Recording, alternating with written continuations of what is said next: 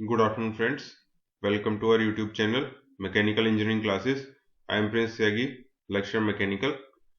Friends, आज की video में हम डिस्कस करेंगे moment of inertia of composite section. जैसे कि लास्ट वीडियो में हमने जो सिंपल शेप्स होती हैं उनका मोमेंट ऑफ इनर्शिया निकालना सीखा था। आज हम डिस्कस करेंगे जो कॉम्प्लेक्स शेप होती हैं, यानी कि थोड़ी सी कंपोजिट या कॉम्प्लेक्स जो शेप्स होती हैं, जैसे एल सेक्शन है, आई सेक्शन है, टी सेक्शन है, इस तरह की जो शेप्स है उनका अगर मोमेंट ऑफ इनर्शिया निकालना हो तो कैसे निकालें। तो फ्रेंड्स, अगर अभी तक आपने हमारे चैनल को सब्सक्राइब नहीं किया है तो सब्सक्राइब करें, बेल आइकन प्रेस करें जिससे हमारे लेटेस्ट वीडियो का नोटिफिकेशन आपको मिल सके। फ्रेंड्स, स्टार्ट करते हैं आज का topic, moment of inertia of composite section. So composite section कैसे होता है? मान लीजिए ये एक सेक्शन है, ये यहाँ पे मैं दिखा रहा हूं, ये एक एल सेक्शन है और मान लीजिए कि यहीं पे इसके साथ में एक और सेक्शन कुछ इस तरह से भी जुड़ा हुआ है। तो ये नॉर्मल सेक्शन नहीं है, इसका हम मोमेंट ऑफ इनर्शिया डायरेक्टली नहीं निकाल सकते। इसके लिए क्या करना पड़ेगा, हमें first of all split up the given section into plain areas, that is rectangular, triangular, circular etcetera, and find the centre of gravity of the section.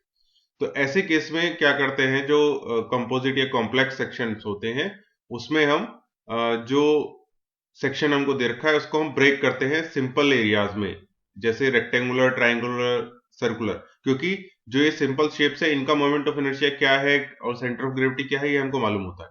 तो इस शेप को आप देख के कर सकते हैं कि इसको हम 3 पार्ट्स में डिवाइड कर दें, 1, 2 और 3। तो 3 अलग अलग रेक्टेंगुलर हमने इसको बना लिया। तो अब हम इन तीनों रेक्टेंगुलर को अलग अलग लेके इनका मोमेंट ऑफ इनर्शिया निकाल के इसको आगे प्रोसेस या प्रोसीड कर सकते हैं। तो कंपोजिट सेक्शन के केस में सबसे पहले हमको यही करना होता है कि सेक्शन को सिंपल पार्ट्स में हम डिवाइड कर दें। नेक्स्ट है find the moment of inertia of these area about their respective centre of gravity. तो जो पार्ट्स हमने बनाए, जैसे अभी हमने ये बनाया था, मान लीजिए ये टी सेक्शन है, तो हमने इसके 2 पार्ट कर दिए, 1 और 2। तो अब क्या करना है हमको, जो अलग अलग दोनों पार्ट है, पार्ट 1 का मोमेंट ऑफ इनर्शिया निकालना है उसके सेंटर ऑफ ग्रेविटी के अबाउट, और ऐसे ही जो सेकंड है इसका मोमेंट ऑफ इनर्शिया यहाँ पे आएगा सेंटर में, ऐसे ही जो सेकंड वाला है उसका भी मोमेंट ऑफ इनर्शिया उसके सेंटर ऑफ ग्रेविटी के अबाउट निकाल लेना है, जो कि हमको ऑलरेडी मालूम होता है, जो हम लास्ट वीडियो में डिस्कस भी कर चुके हैं। उसके बाद now transfer these moment of inertia about the required axis A B by theorem of parallel axis. इसके बाद जो पूरे सेक्शन का सेंटर ऑफ ग्रेविटी होता है वहां पर हम इस मोमेंट ऑफ इनर्शिया को ट्रांसफर कर देंगे यूज करते हुए थ्योरम ऑफ पैरेलल एक्सिस। इसको जब हम न्यूमेरिकल प्रॉब्लम सॉल्व करेंगे तो ये और अच्छे से आपको क्लियर हो जाएगा। यहां पर इक्वेशन हम ऑलरेडी डिस्कस कर चुके हैं कई बार। आई ए बी वो एक्सिस है जिस पर हमें मोमेंट ऑफ इनर्शिया निकालना है। उसके बाद ये किसके बराबर होता है, आई जी, यानी कि सेंटर ऑफ ग्रेविटी के about moment of inertia plus A H square. तो एरिया ऑफ सेक्शन और दोनों एक्सिस यानी कि सेंटर ऑफ ग्रेविटी एक्सिस और ए बी एक्सिस के बीच की दूरी का स्क्वायर।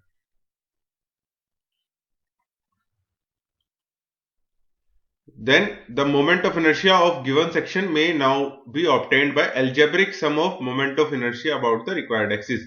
तो जब हमने सभी sections का moment of inertia निकाल लिया उसके center of gravity के अबाउट, फिर उसको एक्सिस ए बी पर ट्रांसफर कर दिया, तो क्या करेंगे, सभी sections का जो moment of inertia है उसका algebraic sum हम कर देंगे और हमें पूरे सेक्शन का मोमेंट ऑफ इनर्शिया मिल जाएगा। तो फ्रेंड्स, इसको और अच्छे समझने के लिए हम एक एक करके कंपोजिट सेक्शन डिस्कस करेंगे। तो सबसे पहले है moment of inertia of L section. तो find the moment of inertia about the centroidal axis X X of L section. ये जो एक्स एक्स एक्सिस है ये एल सेक्शन का सेंट्रोइडल एक्सिस है, या वो एक्सिस जो सेंटर ऑफ ग्रेविटी से उसके पास होता है। ये एल सेक्शन हमें दे रखा है फ्रेंड्स। तो आप देख रहे हैं कि ये एल सेक्शन है जिसकी हाइट 100 mm है, इसकी वेब की विड्थ 20 mm है जो लेग है उसकी विड्थ 80 है और थिकनेस हाइट यहां पर भी 20 है। इसका हमें मोमेंट ऑफ इनर्शिया निकाल। तो सबसे पहले क्या करेंगे, first of all find the centre of gravity of the section. तो इस पूरे सेक्शन का सेंटर ऑफ ग्रेविटी हमें निकालना है।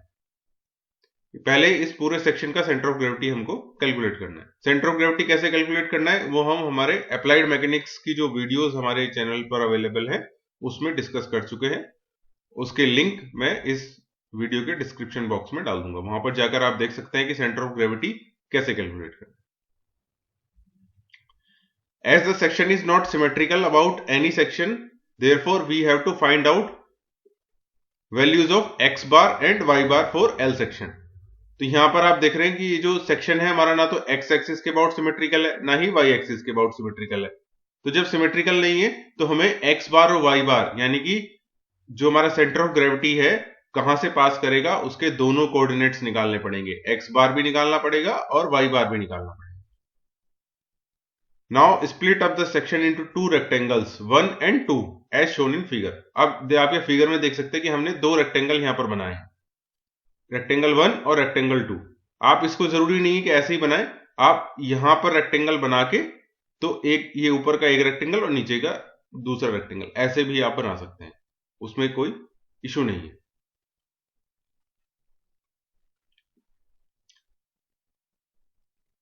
अब फ्रेंड्स स्टार्ट करते हैं। Calculate moment of inertia about centroidal axis x axis. Let bottom face of the angle section be the axis of reference. तो यहां पर हमें एक axis of reference मानना होता है। तो हमने क्या माना है, जो नीचे वाली सरफेस है इसको हमने रेफरेंस लाइन या एक्सिस ऑफ रेफरेंस मांगा। यहां से ही हम सारी की सारी कैलकुलेशन या डिस्टेंस कैलकुलेट करेंगे जब हम y कोऑर्डिनेट करते हैं, और जब हम x कोऑर्डिनेट करेंगे तो उसके लिए ये वाली लेफ्ट हैंड साइड की जो सरफेस है उसको रेफरेंस लेते हैं।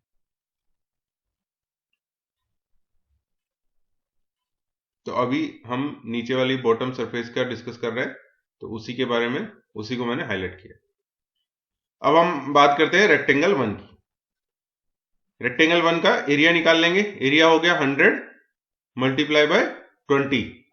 100 इसकी हाइट है, हमें क्वेश्चन में दी हुई है, और 20 इसकी विड्थ है। तो एरिया रेक्टेंगल का क्या होता है, हाइट इंटू विड्थ या लेंथ इंटू विड्थ। तो हमने एरिया उसका निकाल लिया। अब हमें y बार निकालना है। तो y बार हमारा कहां से होगा, y कोऑर्डिनेट्स होंगे इस एक्सिस से। तो यहां से हमको मालूम है जो रेक्टेंगल होता है उसका जो सेंट्रोइड है उसकी पोजीशन कहां होती है, वो d/2 पे होती है या h/2 पे होती है। तो यहां पे हाइट कितनी दे रखी है, 100 mm, तो उसके सेंटर में हमारी होगी। तो यहां पर हमने 100 को डिवाइड बाय 2 कर दिया, तो हमें y1 की वैल्यू मिल गई 50 mm। अब रेक्टेंगल 2, क्योंकि हमें यहां पे x एक्सिस के अबाउट मोमेंट ऑफ इनर्शिया निकालना है, तो हमारी x एक्सिस कौन सी है, x एक्सिस ये है, तो सारे डिस्टेंस हम यहीं से लेंगे। अगर y एक्सिस के अबाउट भी निकालना होता तो फिर हम इधर से भी कैलकुलेट करते। तो अभी सिर्फ x एक्सिस के अबाउट निकालना है, तो सारे डिस्टेंस हम इधर वाली साइड से ही लेंगे। अब रेक्टेंगल 2, रेक्टेंगल 2 है हमारा ये हमारा रेक्टेंगल 2 है। अब इसका एरिया निकालना है, तो एरिया कैसे निकालेंगे, ये पूरी लेंथ 80 है, तो 80 में से ये वाली थिकनेस हमको माइनस करनी है। तो ये वाली थिकनेस कितनी है, 20। तो 80 माइनस 20, और इस रेक्टेंगल की जो थिकनेस है उससे इसको मल्टीप्लाई कर देंगे, तो वो है 20। तो इससे हमने कैलकुलेट कर लिया एरिया 2 या रेक्टेंगल 2 का एरिया। ऐसे ही y2, तो रेक्टेंगल की जो सेंटर ऑफ ग्रेविटी है वो कहां से पास होगी, इसके सेंटर से। और रेफरेंस लाइन हमारी कौन सी है, इसकी बेस। तो यहां से इसकी दूरी कितनी होगी, 20/2। तो 20/2 यानी कि 10 mm। तो इस तरह से हमारे y2 और एरिया दोनों सेक्शंस के हमने निकाल लिए। अब हमें निकालना है इस पूरे सेक्शन का सेंटर ऑफ ग्रेविटी का y कोऑर्डिनेट।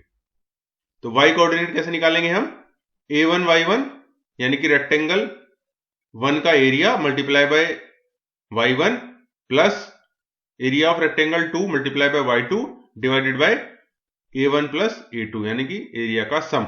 ये कैसे आया है, ये हमारे आप सेंटर ऑफ ग्रेविटी के जो वीडियोस अवेलेबल है उसमें जाके डिटेल में देख सकते हैं। तो यहां पे हमने वैल्यूज रखेंगे, area 1 2000 multiply bye 50 plus area 2 1200 multiply by 10 और डिवाइडेड बाय 2000 प्लस 1200। तो इस तरह से हमने कैलकुलेट किया, तो हमारा जो y बार आ गया, यानी कि y एक्सिस आ गई, वो आ गई बॉटम से 35 mm की हाइट पर। तो ये 20 mm है, तो समवट यहां ये हमारी y बार हो गई।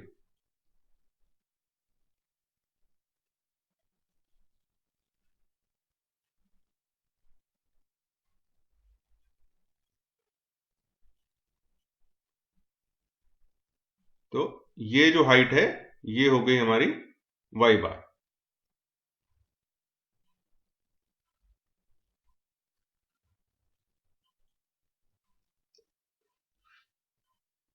अब क्या करना है, अब हमारी सेंट्रोइडल एक्सिस आ गई, इस एक्सिस के अबाउट हमें पूरे सेक्शन का मोमेंट निकालना है। तो हम क्या करेंगे, एक एक पार्ट का मोमेंट यहां पर शिफ्ट करेंगे। तो moment of inertia of rectangle about an axis passing through CG and parallel to X axis. तो सबसे पहले क्या करेंगे, पहले इस रेक्टेंगल का इसके सेंटर ऑफ ग्रेविटी के अबाउट मोमेंट ऑफ इनर्शिया निकालेंगे। वो हमको मालूम है, रेक्टेंगल का जो मोमेंट ऑफ इनर्शिया होता है वो हम हमारी लास्ट वीडियो में डिस्कस कर चुके हैं। वो होता है BDQ बाय 12।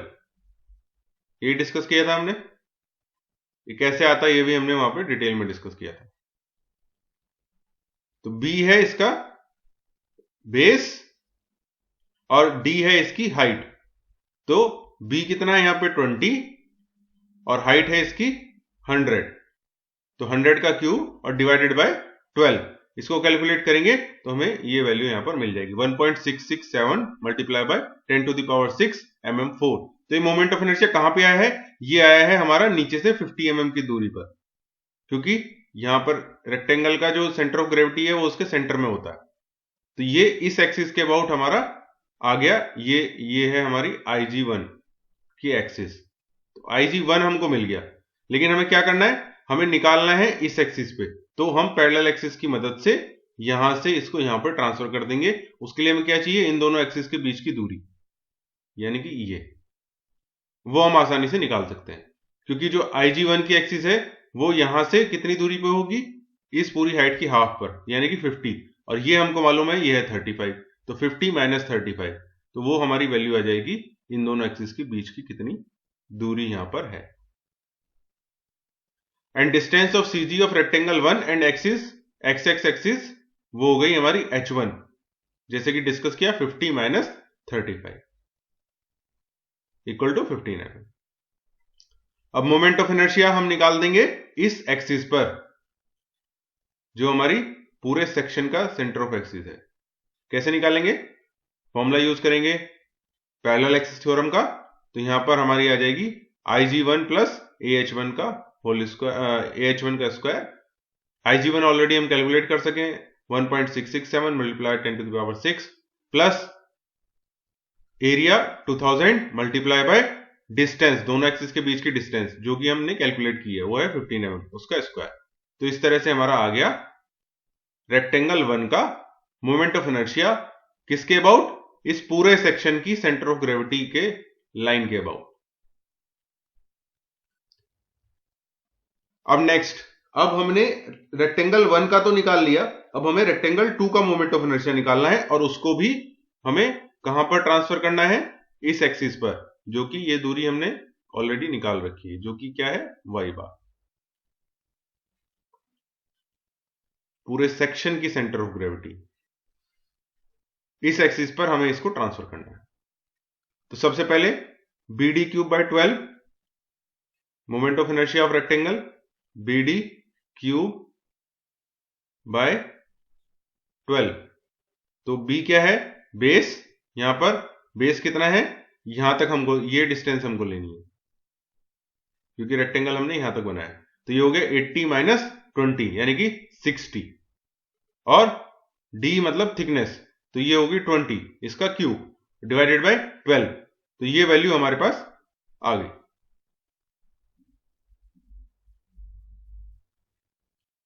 अब इस मोमेंट ऑफ इनर्शिया को हमें कहां शिफ्ट करना है?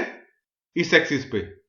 और ये वाला जो हमने कैलकुलेट किया है वो इस रेक्टेंगल के सेंटर ऑफ ग्रेविटी के अबाउट है। तो इसका सेंटर ऑफ ग्रेविटी कहां से पास करेगा? इस हाइट के बिल्कुल सेंटर से, यानी कि बेस से 10 mm ऊपर।